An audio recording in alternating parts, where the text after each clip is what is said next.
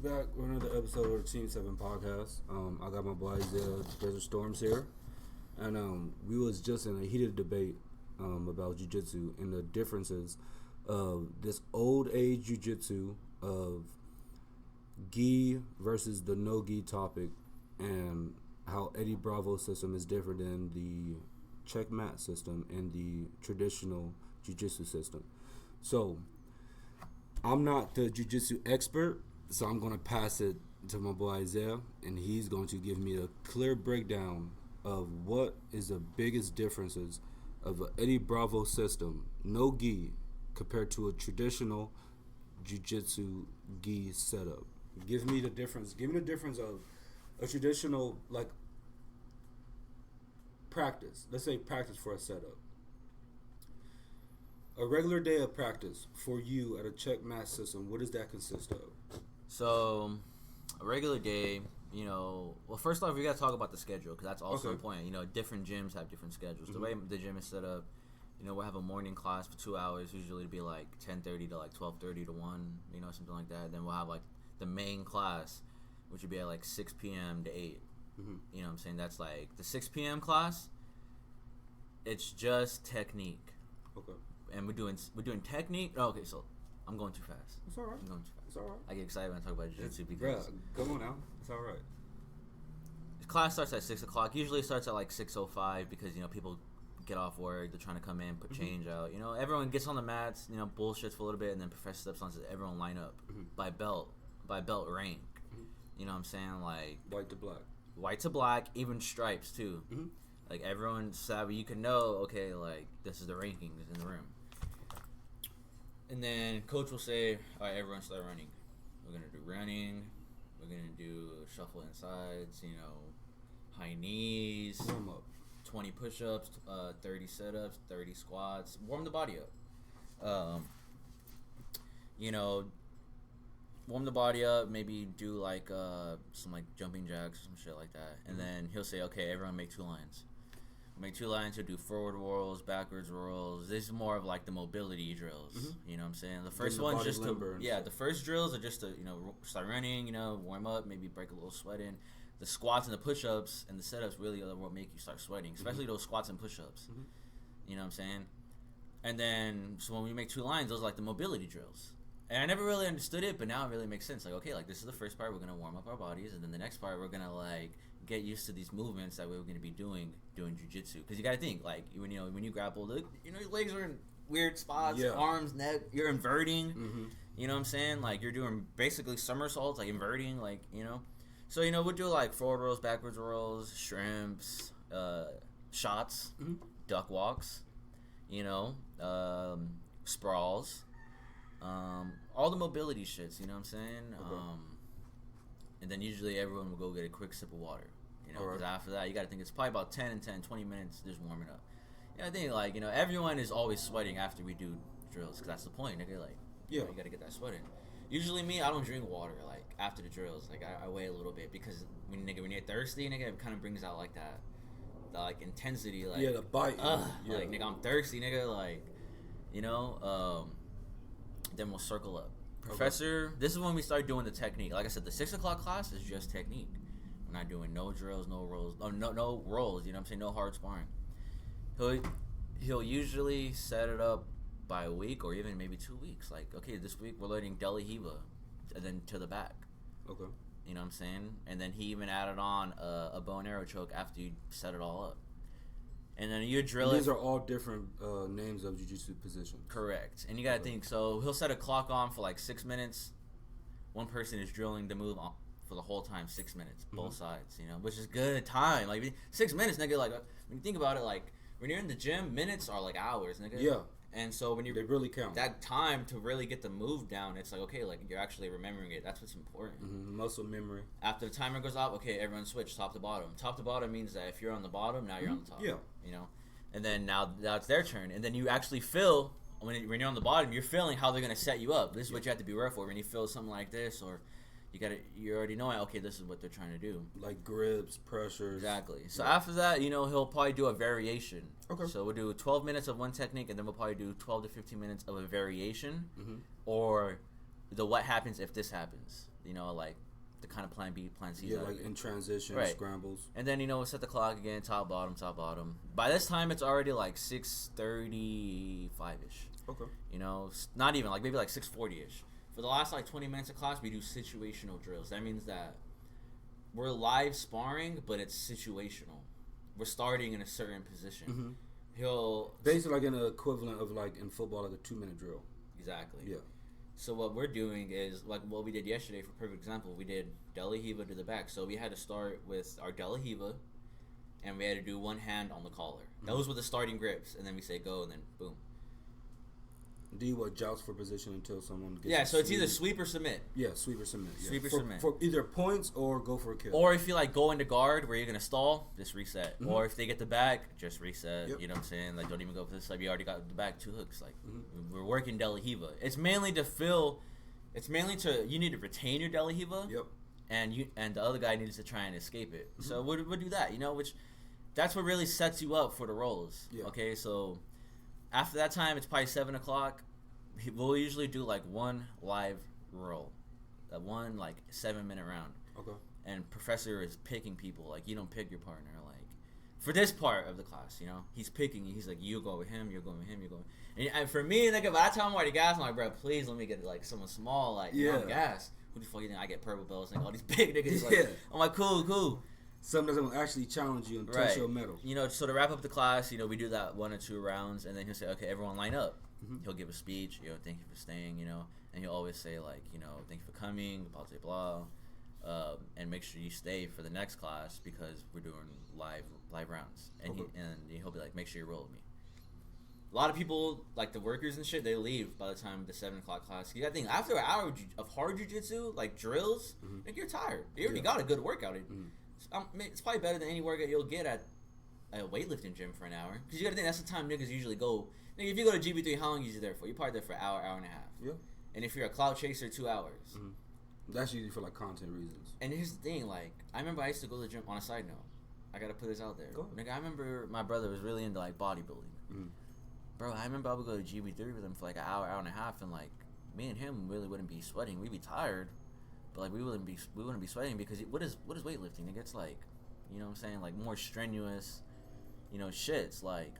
Yeah, depends. Yeah, we sweating. Well, it also depends on what you're doing in the workout. Depends on what body. But hear me out. Body part you. This is the thing: is the sweat equivalency is unmatched. Oh yeah, it's definitely because with a jiu-jitsu workout, you're using body. your whole entire body. With like I said, with weightlifting, you can either attack either upper body, legs, back. Like it's all different body groups that you can group into weightlifting, and so that's not nearly as compatible to a real jiu-jitsu. So to get back on the schedule, so that's a 6 o'clock class, typically on a regular day, you know. And if it's like a no gi, because like I said, we do gi 4 days a week. Mm-hmm. We gi 1 day. That's like Wednesday, and maybe Friday. Maybe tonight will be a gi. I mean no gi.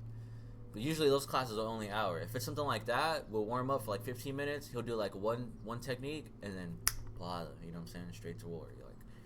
But the 7 o'clock class, it's mainly just like a typical, okay, we'll put in 7 minutes on the clock. After every 7 minutes, you just get a new partner until you got to go home or... Okay, then I have a 2-part question to this. So we can sum it up from the original question I have. Do you guys have a kids class? Kids class is at 5. Okay, before the adults, okay. So, you took away that question easy. But, how does your traditional checkmatch system differ from an Eddie Bravo system? Because Eddie Bravo's system, I don't know if people are aware of, some people not even aware of jiu-jitsu who's following us or whatever, but in a traditional jiu-jitsu system, you traditionally have a gi. And the gi consists of the pants, the lapel, or the belt, and the jacket. Most people know it as a kimono in America. Yes. Kimono. But, I'm trying to, Yeah, gi. No, yeah, it's gi. It's a gi. It's a gi. A gi has pants, the coat, the jacket, belt. But in a Bravo system, in a no-gi system, what does that consist of? Well, they're no-gi, so a lot of their guys, they wear spats, which are like the leggings. Mm-hmm. They'll wear like a... Spandex. Yeah, okay. They'll wear like no-gi shorts, like a rash guard, you know what I'm saying? Or and like a rash guard is basically a dry fit shirt. Or you'll do it like Eddie Bravo style, which I respect him because he's from Jean-Jacques. He did gi. Gi pants? He wore gi pants and a rash guard. That's why, like... If you go into a gym and you forget it's no gi, You say I'm going Eddie Bravo style because you already have your gi pants Yeah, on. you already and have then those. You're not wearing a jacket, nigga. Toss the jacket off. Yep. So the main difference would be the curriculum. To my understanding, I only have internet knowledge. I've never trained at a 10th Planet facility, but I have trained with 10th Planet students before. Okay, and so tell me the experience of like a. Okay. As we all know, every 10th Planet student is known for their rubber guard. And if you don't know what rubber guard is, it's when someone is in your closed guard and you're kind of getting a control with elevating your shin by like the shoulder blade, and you're kind of like getting like a thumbless grip on your shin. That's like basic rubber guard, or they call it like the truck. Okay. Whatever. But the main difference. So let me ask you with just that position alone. So with the rubber guard, that's a Eddie Bravo 10 Planet like staple move that you'll see. Exactly.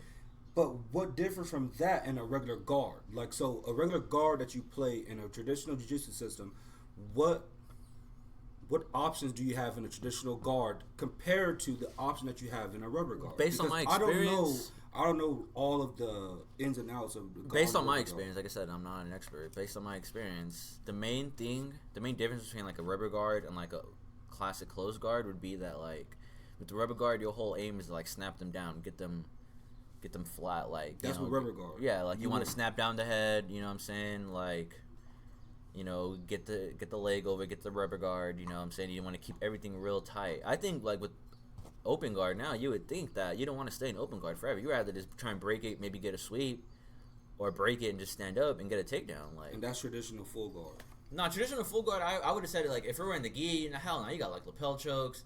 You can do triangles, arm bars, like all that shit, like attacks. Okay, so I guess I misphrased the question. The question is, if you're in an Eddie Bravo system and you're doing the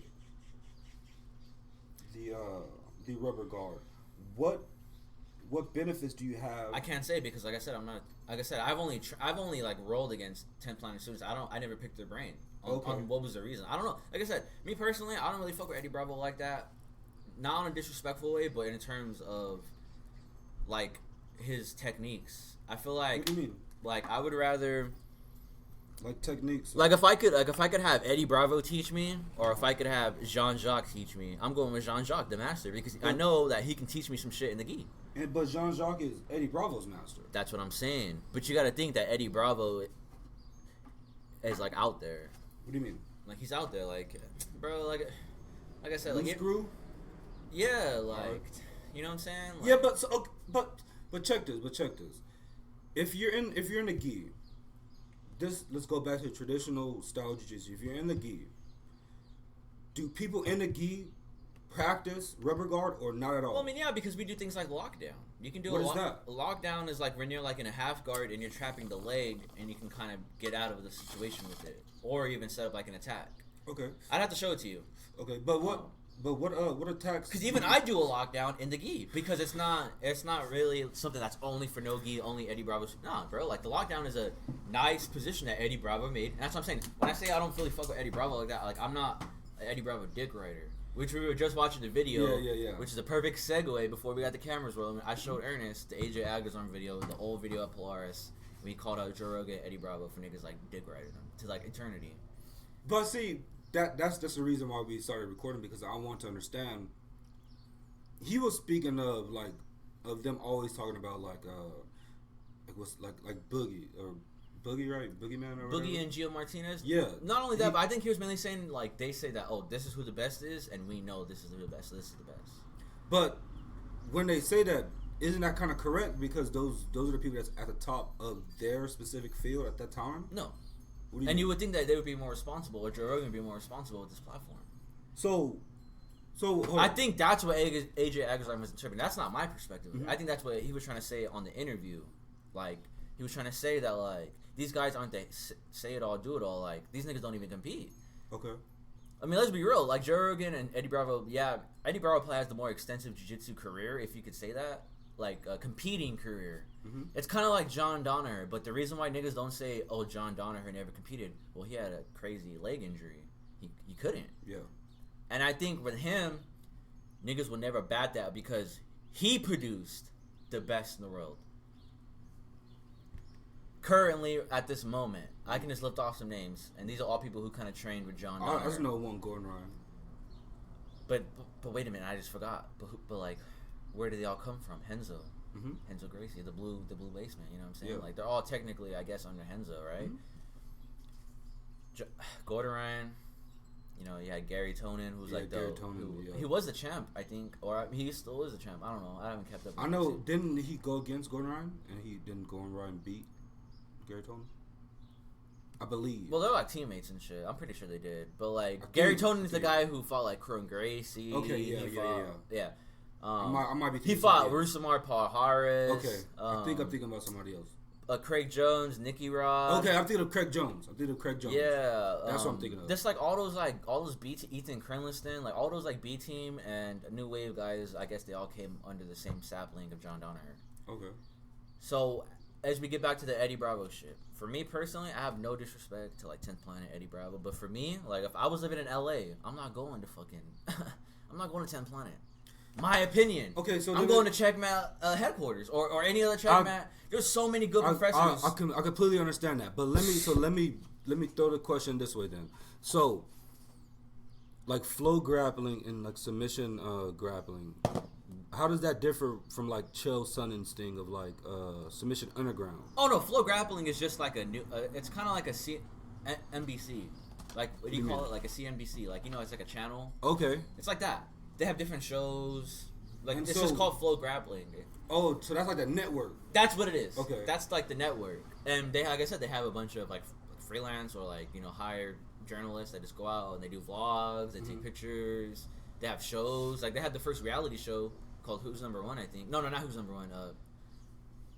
It's some show basically where they were like it was like Ultimate Fighter. Okay. But that's where it brings back the point of like Chael Sonnen's thing is submission underground. They do gi and no gi, correct? I'm not sure. But I think a lot of times I've seen it was no gi. No gi, yeah. And that's what I was gonna say. So how does that differ from like the Eddie Bravo system? No, that's just a promotion. They have, and if I'm not mistaken, they might use, and this is the thing, a lot of tournaments use this thing called EBI rules, the Eddie Bravo Invitational rules. That's why I'm bringing it up. And that's why, like I said, I can respect that because a lot of people do like that time limit. Like, if it goes to a draw, we're gonna put 2 minutes on the clock and we're gonna start each other on the bat. Yeah, whoever can get the fastest sub. Like, so I think that's what it is. I think it's EBI rules. Yeah, if I'm not mistaken. Yeah, for submission underground. Yeah, and a lot of promotions use EBI rules because I think it prevents like not stalling. knowing who's the winner. Yeah, and stalling because you can't stall at the end. But so let's bring it back to this. Damn, these big ass trucks is fucking up this damn recording session. But like with a traditional gi setup and with a gi like tournament because you have one coming up. Yeah. Smart man. What differs from like because I know you followed like a flow grappling tournament. So what differs from like a no gi flow grappling tournament and like a regular gi grappling tournament? I know it's point based in gi, but do they what's the word? Do they like? This is the thing. Do they champion you to go for submission in gi, or they champion you to go for point in gi? This is the thing. Like with jiu-jitsu, there's no like. With jiu-jitsu, there's many tournaments. Every tournament is different. This is gi. No, both. No, because you got to think. A tournament will have. Okay, let's just say Polaris, right? Polaris, which we're watching. They're gonna have a show where they're gonna have gi fights and they're gonna have no gi fights, and they're gonna have similar rules. You know what I'm saying? Like, but they might be tweaked just a little bit different. Like in the gi, like in a belt, you cannot.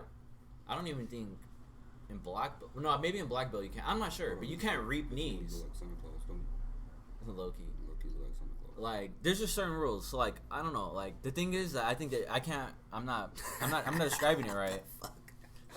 I'm not describing it right. But like there's too many tournaments with too many different rule sets. Okay. That's why they say, nigga, half the time, nigga, like you can win just on knowing the rules. That's a famous saying. But I think what you're doing is you're oversimplifying my question. What my question is basically the attacking, like the only difference with gi and no gi is that with the no gi, there's no grips, there's no collar, there's no you can't grab anything. And so what is in your experience, That's the only difference. In your experience, what is more useful when it comes to actual shit that happens? Like, let's say, for example, you bump into somebody.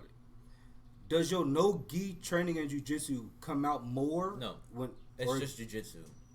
No, it's just jiu-jitsu. So you'll go for like collar ties and shit like that. Because I think nowadays it's more popular that jiu-jitsu fighters do everything. We do gi and no. I just do jiu-jitsu. Yeah. I just do jiu-jitsu. Like, it doesn't matter what it is. You put me in a gi, you put me in a no gi. So it's not like, oh no, like, I was training 2 more days a week in no gi, so I'm technically a no gi grappler instead of a gi grappler. No, nigga, like, you train 7 days a week in both forms, nigga. You're just a jiu-jitsu fighter. Like, that's the thing, Ernest. Like, there's not like a like a separation. So then it comes back to my original point. So when your tournament's coming up, are you potentially, or are you, your team structure, is you guys championing the person who wins on points rather than a person who wins on all submissions? Or winning is just the top thing, just get the win however you can get it? That goes down to the individual, not the team. Okay. Because some people are constant attackers. Mm-hmm. Some people are constant passers. All they want to do is pass. They want to pass. They get 15 points on the board, know that they good, and then start throwing up subs. You get what I'm saying? Like, for me, I can only say for myself. For me, what I'm trying to do is, I'm going to give myself, like, 2 minutes of, like, takedown attempts. Okay. Like, maybe a minute, because time goes by real slow. I'm going to try and do, like, a takedown on the feet. I'm going to try and do, like a foot sweep or something like that. Like, you know, something like that. If that doesn't work, then I'm instantly pulling guard. And I'm pulling the Deli Hiva. Mm-hmm. You get what I'm saying? Yeah. But the main thing is the students reflect the master. Okay. That's the question you have to say. And you got to think, Checkmate Fresno, like we have, like, guest professors, which is cool. Like, we have the Luna brothers, who are both black belts, like, multiple time young dudes. Mm-hmm. And then we have Fabricio, who's also, like, a little bit older, but he has his own gym in Exeter, Checkmate. But let's just say, like, you go to, I don't fucking know. Let's just say, like, you go to fucking John Jacques in LA, and you're, like, a new competitor. Mm-hmm. You're gonna look a lot like John Jacques out there. Okay, but see, I feel like my question has not been answered. So in your team, in your specific group of Checkmate, especially Checkmate Fresno, do you guys go for the kill, or are you? No, we do technique. But the technique is the kill. That's the thing you don't understand. I'm trying to tell you. Is it's not like we say, guys, everyone in here, we're training you to be killers. Like, that's already a given. Okay, look. Here's my comparison. Here's the comparison I'll give you. So, like, in old wrestling days when I used to wrestle, right? We used to 90% of the team used to went for pin. We used to try to get out as fast as we can, get the pin so we can get on a bus. Oh, get back home. No. Because that's the thing about jiu-jitsu is it's all about the individual. Like, it's not like a but hear me out. But you'll have, like, the 4 or 5 like lighter wrestlers, like I would say, like, the more technical guy of the teams, like my boy Kiwi, Victor, Chicken Wing, Eric, or David, because I was say Eric and Eric is Chicken Wing, but all the smaller guys, they love to win on points. They love to drown the opponent. They love to, like, in wrestling they used to call it teching. Like, when you used to tech somebody, you ran the scoreboard up so high that the opponent never gonna be able to catch up. So it's technical victory. Get off the mat. You won. Like, apparently you're the better wrestler. Get off. Yeah, no. So in wrestling, there's a form of you can basically drown the opponent by scoring multiple points, and that's over like 2 rounds. And there's people, but in like jiu-jitsu, there's like I said, that's the thing. Like, there's, like, you would have to ask, like Levi Jones, Leary, and Paulo Miao both do Berimbolo, but they're both different. Like, it can never be like a sum. Like, oh, we train at Checkmate and we're known for our double legs. Like, okay. Yeah, I mean, like, I guess people might do double legs, but, like, if you put, like, 3 team members, like, except 10th Planet. Like, that's what I'm saying. Is, like, if you look at all their matches, like, when they did the team series, I think it's called Kasai, It was like a 5 versus 5. It was like a team. So like if you won, your guy stays in, the other guys to come in. You have 5 lives. Mm-hmm. All of those niggas did the same exact shit.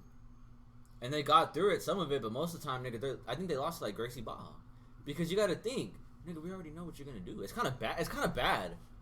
It's kind of bad to only be known to be doing, like, this is how we win. Because all the guys that are known like that, they lose a lot. But what I mean is, like, you don't, I'm not saying, like, the same technique. I'm saying the mode of victory is the same. Like, you win by submission, not rear naked choke every time, not Kimura every time, not triangle every time. I'm talking about, like, but your mode of victory is submission over winning by points. There's no, and that's what I'm saying, like, back in the wrestling days, we won by pin. Most of our team won by pin instead of winning by that's on the individual. Okay. Like, everyone's different. Like, there's some niggas, honestly, bro, like, they just want to, like, just play it safe. And just use their technique. Like, camp grips. They'll be fine with winning, nigga, like, a 3-1 over like 10 minutes. Okay. And then there's some niggas, it's like, I'm not gonna waste no time. Like I said, that's why I said jiu-jitsu is so cool, because everyone on the mat is like so like different. Niggas wear different gi colors. Like some niggas only wear white gis, like religiously. Like no, nigga, I only wear white gis. Okay, that's cool.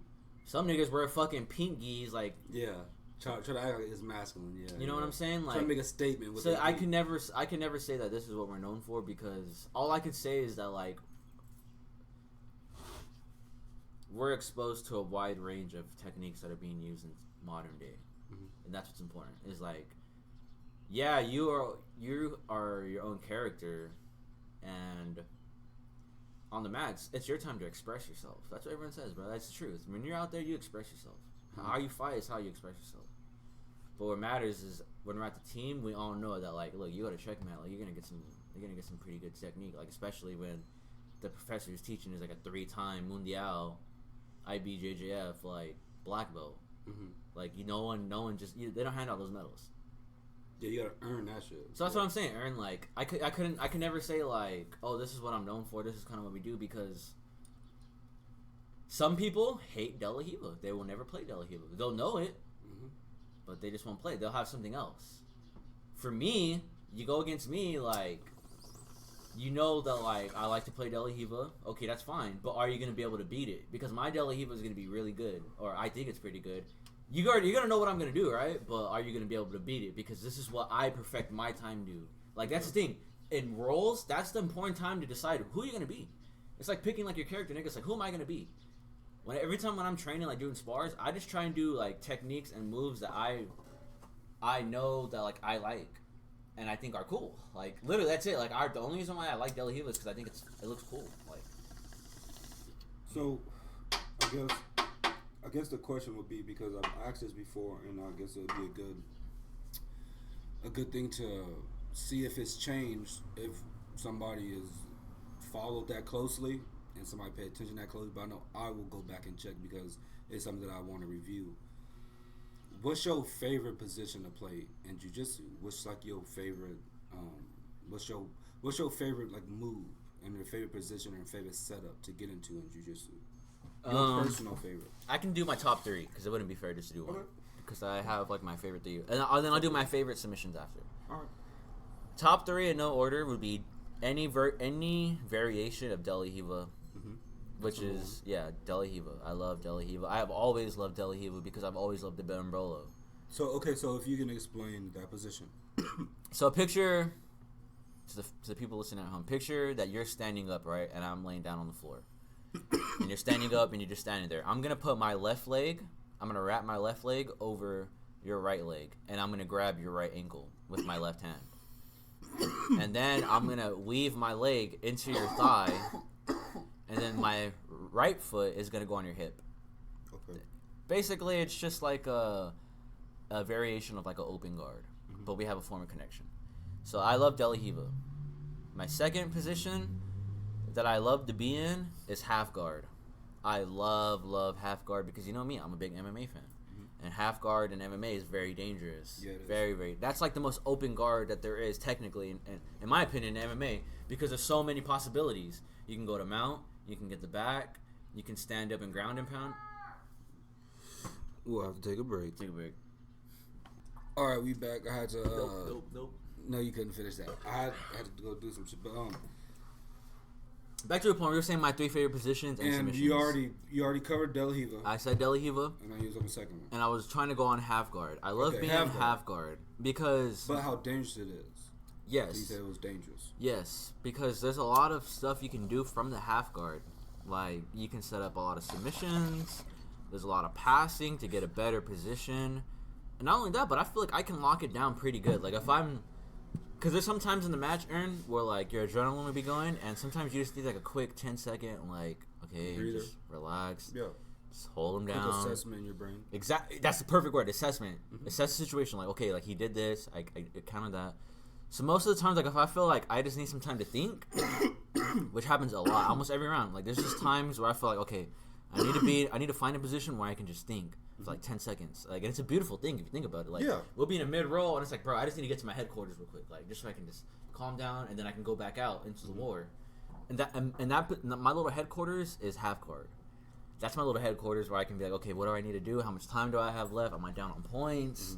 You know what I'm saying? What has he thrown up? How does he feel? Is he still tired? Does he still have a lot of like might into him? I love half guard from the top and the bottom. And that's the thing with the bottom. I think I love it more. Okay. Because one of my favorite moves is getting the half guard and going to the back.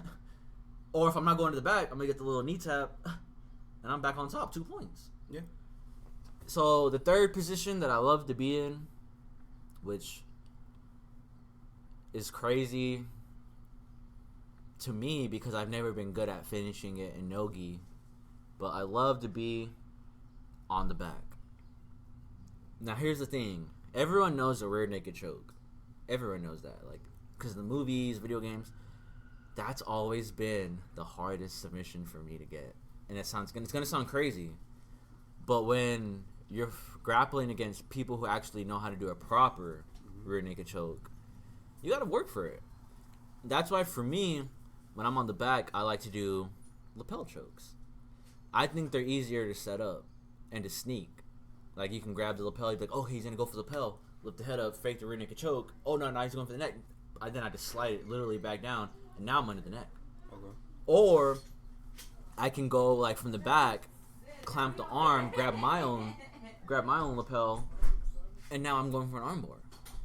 You know, and I just think the back too, it's just always been a very dominant position. I mean, they say it like, you know, like if you get on someone's back and they can't get you off, you can kill them. It's true. Like it's in the most pure self-defense way. Think about it. If you have an aggressor, right, and you can somehow arm drag them to death, you know what I'm saying? Like, bro, like I said, like you hit him with a mean arm drag. And you got the bat, you can defuse that whole situation. You just put your 2 hooks in, bro. If you don't leave me alone, like, because you can't go nowhere. They can't bite you because you're under the neck, and they can't scratch your eyes because if you're really doing a real rear naked choke, right, you're supposed to be ear to ear, tugged. They shouldn't be able to like do anything like that, like, and by the time they're trying to like do something, they're already about to be going to sleep. They're going to sleep. So those would be the 3 main positions: De La Riva, half guard from top and bottom, and obviously the back. Everyone loves going to the back. You know what I'm saying? Like, once we get the back, we all know, okay, like, I'm in a pretty good spot here. You know what I'm saying? Okay, so I guess the question is, when you're on the back, are you the person that goes for hooks, or are you the person that goes for body triangle? What's your preferred choice? Honestly, when I'm going for the back, I like to get the modified hooks. So you have... This is the thing, Eddie Bravo. Like, and this is the thing. Let me rephrase that. I can never say I don't fuck with Eddie Bravo because Eddie Bravo was probably the nigga who got me into jiu-jitsu. Not Joe Rogan. Yeah. Eddie Bravo, because when he told me his story of being in bands and being a musician, being Mexican. Yeah. Edward Bravo, like, you know what I'm saying? Like, and for me, being a Mexican kid from Cali, nigga, like, I just related to his story. So, if you're gonna talk about what position do I like getting just the one hook and clamping it down so I can go for a twister. Okay. What is Eddie Bravo, you know what I'm saying? Yeah. The twister, you know what I'm saying? All that shit, like... Because I've always found that if you're playing against a game opponent, those hooks better be really fucking sharp. You know what I'm saying? Like, a really... And most of the time, a body triangle, like, you're going to get that most of the time when, like... you're attacking that neck so much, they're not focused on the lower body. It gives you a couple seconds to manipulate. Okay, bring the shin over, lock it. I feel like I really hardly ever get body triangles because most of the time in the gi, if I have your back, I'm not even gonna get a hook. I'm just gonna put my leg over your stomach and then I'm gonna go for the bow and arrow choke. I don't put you to sleep. I don't need 2 hooks. That's what Professor was talking about yesterday. Perfect example. He said certain positions you don't even need the hooks, but it's not good to like never think about your hooks. Like if you're in a certain position, like turtle, like someone's in turtle, and you need to get on their back, you need to put those fucking hooks in. Just to secure the situation. Yeah, because all they have to do is just bump you off. Exactly. Like yeah, you can have a seatbelt, but if you don't have your hooks in, you're going. Yeah, you need. But the hooks is basically for security. Right. Like yesterday, we went to Delahiva to crab ride to the back. Right then and there, you should already have the seatbelt going for your grips. And if you have those grips, you don't even need your hooks. Because a couple seconds later, you're going to sleep. They're going to be fighting those hands. Yeah. And that's what he was saying. He was like, all you have to do, put one leg over the stomach, and the other one is going to trap the arm. You finish him. Mm-hmm. Or if it goes the other way, you're literally going to pull him on top of you where your legs are like this, but he's on top of you, and he can't go nowhere. Mm. So it's just different. Like, a lot of times, if I'm going to go for the body triangle or the hooks, it's going to be a very rare moment. But I know, because like, think about it. If I go for the turtle, I'm going to go for the Leo Vera sweep, where like I get a fucking nasty ass body lock, and I'm literally going to somersault, and I'm going to pull them down with me. So that way I have them like here now. You know? So that's the thing. Like, that's the beautiful thing about jiu-jitsu, to get on something. Because I have another off-topic discussion I want to talk about. But to kind of, you know, wrap up this conversation about the gentle art is the reason why the reason why it's kept me here for these years is because it never ends. Yeah. Every day will be different. Mm-hmm. There'll be some days where you're the hammer and some days you're the nail. And some days where you can be both. Exactly. And everyone has their own game. That's why for me, like, if you follow my Instagram, I've been taking pictures of all my teammates and shit. Everyone has a story. Yeah. Everyone you see in my pictures, they all have a different game. And it's beautiful. You know, everyone has, like, it's kind of like your own, like, character. See, like, bro, that's the thing. One day when we continue to grow this podcast, I would love to interview a couple of your teammates. With you here, of course, because, you know, you're fucking just as big a part of this as me. I need you here with me to interview them, just so we can. This is me? Yeah, my bad. I was waiting on you. Just so we can break down like their. I want to hear like their backstories, what got them into jiu-jitsu, and also I want to hear like their favorite moments of their early careers, like where you're at, because this is a perfect thing about us documenting like your career and your stage of jiu-jitsu is because this is the beginning, and 10 years from now. We will show like the progression of this, and we have people already at the end of not the end, but you know already at that black belt, brown belt. And what's crazy is, you know what's crazy is like, you know, me and you are big MMA fans. Fight Island, where's it at? Abu Dhabi. Mm-hmm. My jiu-jitsu dad, Adriano, he was talking to Professor Luna yesterday about Professor Luna wants to take him to Abu Dhabi, and I was just thinking like, cause you gotta think Professor Luna, he's been Charles. Yeah, he's been to fucking... No, I think they're doing, like, worlds over there. Worlds? The Abu Dhabi World Cup or something. Okay. Professor Luna's been to, like, Kiev, Ukraine, Europe, Mexico. Obviously, he's from Brazil, Spain. And all he told me about... Because, you know, he's like a... Nah, I ain't gonna say that. I ain't gonna pillow talk. Yeah. But all I'm trying to say is, like, there's a lot of cool shit to see out there. You know what I'm saying? Like, there's...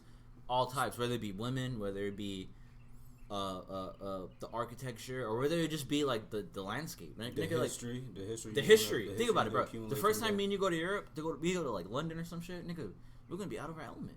Yeah, where are we from? Nigga, Fresno, nigga, come on now. You gonna go somewhere out that's way off the map. And that's the thing, like jiu-jitsu, I'm glad. Oh, look at that, that's smooth. That's smooth. He got his companion right there. She's a little bit slow, but she's still keeping up. Yeah. She's still keeping pace. I love that shit. Those are electric bikes too, in case they get tired. Mm-hmm. And it's perfect because they're a little bit older and shit. Yeah. But you know what I mean? They getting that vitamin D and shit. So to wrap up this jiu-jitsu talk, love that. I'm glad that jiu-jitsu is becoming mainstream because it's gonna present more opportunities for not only myself, but all my teammates and everyone around the world. Everybody that's even involved. The kids. Like, think about it. Nowadays, it's like 13, 14-year-old professional kids. Exactly. And they're not even blue belts yet. They're like green. They're like yellow and like orange belts. Mm-hmm. So, like I said, they're learning the system, and actually they're doing it in a way different way, because back in the day you had to put your kids in like Pop Warner football where they getting like head trauma and all this other shit. Now it's like, or karate where it's just fake, but now you like go to jiu-jitsu practice. And that is an excellent topic I want to bring into. Go ahead. Being a parent, how do you feel about putting your kids into like a public school sport like football, basketball, baseball, compared to like putting them into like a dojo? This will be the biggest thing. You'll have to see what their interests are, and go and model it after that. So right now, do you feel like you couldn't force your son into there's no forcing, because there's always gonna be a talk. There's always gonna be something that he has to understand. What do you want to do? You tell me what your interests are. You tell me what you want to do. I'm gonna show you all the things that you can do with that. You tell me whatever else you're interested in. I'm gonna show you what you can do with that. But everything that you're interested in, I'm going to show you what you can do and how far you can get. Even if it's the books. Even if it's books. If it's school, I'm going to show you what you can do. You could be a lawyer, you could be a doctor, you could be this, you could be that. I sure not. Exactly. But if you want to go down like the sport route, what sport do you love the most? What if you said football? If you say football, perfect. But are you adaptable for you? Like, are you adaptable to it? What position are you going to play? How do you feel about, as a parent, how do you feel about the little ones playing tackle football at like 3rd grade, 4th grade level? I think that's a little, because my little cousin Elijah, Elijah, JJ, and all them niggas, and this was funny, nigga. Like he the fastest one on the squad, but guess what? He the darkest nigga. He the dark skinned nigga. You know what I'm saying? Like, you know what I'm saying? And it Cuddy over here talking about, oh yeah, I got girlfriends and all that. Nigga only like at 3rd or 4th grade. But what I'm trying to say is, like, I think. And there's no disrespect to the fam, but I think my auntie a little tripping a little bit. You played football your whole life, even as a kid, right? Yeah. They taught you, were you like tackling people at practice? Like, But this is the whole point. At a young age, it just makes me. His head's so small. But listen. I don't like it. It all depends on. That's what I was gonna say. It all depends on position. It all depends on. He plays right receiver. Okay, well then he's not taking tackles. Yeah, he is. Not that after much. he catches the ball. Okay, listen. Rarely is he getting tackled by someone that's a lot bigger than him, because at wide receiver he's going to be playing against other small guys at cornerback or safety. They're going to be around his same size, and they're not even eligible to hit that hard in the first place. And secondly, he's only like 9 years old. But secondly, they're teaching him how to tackle correctly, because in this day and age you can't use the head. You have to use shoulder. You have to use body tackle. You have to. It's not like how you and you were playing. No. Nigga, I told you, bro. When I used to play, I used to purposely, bro. At the end of the year, as lineman on the team, I used to take my helmet off and ask every other lineman. All other linemen on the team did it as well. Let me see your battle scars. If you don't got no battle scars, you're not a true lineman. You definitely not a starter, and you definitely not practicing hard enough, because your helmet tells your story. Back in those days. Bro, I broke off 2 niggas on my team's face mask. My nigga Jason, I snapped his face mask off. In practice. We were just having a regular ass practice. I was pissed off about like some shit. And I just can't imagine my little cousin like. I was pissed off on some other nigga. This was high school shit. I was pissed off at some bullshit that was going on with like some bitch at the time. Nigga. me and this nigga lined up, and this was like first team against second team shit. Nigga, I'm doing a regular pull drill. He's a linebacker that happened to clear the fucking gap. So I'm like, fuck it, nigga, me and you. Nigga, I didn't know technique. It's straight helmet. Boom! Nigga, I hit my crown of my shit to his face mask. His face mask flew off, and he went this way. So, you're not getting those type of hits at a 9-year-old level. When you're like 16, 14, 15, when you're at that level where you're like trying to test your cock, that's when you're going to do it. You know what's crazy? But not at 9 years old. I want you, like, if you ever have free time, because you know they play on like Thursdays and Fridays. I want you to go, because I definitely do it for a day off. Like I said, I mean, it's not tough. And if yeah. This is the thing, like I'm a big turd. And as sad as it says, like it's the truth. Like a lot of the little boys out here don't got a dad. Elijah don't got a dad. You know what I'm saying? Like it's just my auntie. Like is my auntie really gonna teach him like how to hit a nigga? Yeah, no. And is the coach really gonna like give a fuck about him? It's probably like depends on how good the coach is. You know what I'm saying? So like I definitely want to take you out there, maybe like either at a game Or maybe like what? Like we just go to the park or something. Yeah, I definitely would do that because I can bring Turd out there so he can learn some shit too. Yeah, and what's crazy is that's actually beautiful for me because yeah. I could teach them all at the same time. Yeah, and that's the crazy thing is like I just worry about my little because I love Elijah. Like Elijah's like he was like me. Nigga was always on video games, but he always liked to play sports. Yeah, like you know what I'm saying. Like that nigga he played video games, but he was.